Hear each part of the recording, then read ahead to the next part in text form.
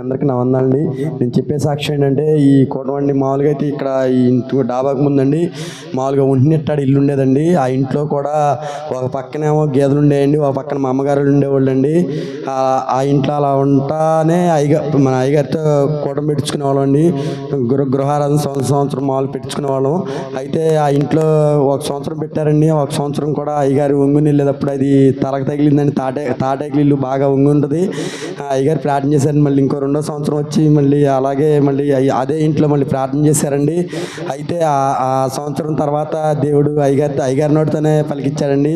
Next సంవత్సరం మీరు డాబా ఇక ఈ ఇంట్లో డాబా కనబడిద్దని చెప్పేసి అయ్యగారు చెప్పారండి.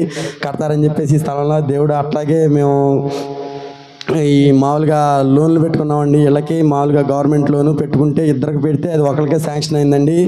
అయితే అది మేము కట్టలేమని చెప్పేసి భయపడ్డామండి. మామూలుగా అయితే ఇద్దరికైతే కలిపి అప్పుడు 1,30,000 అంత వచ్చాయండి.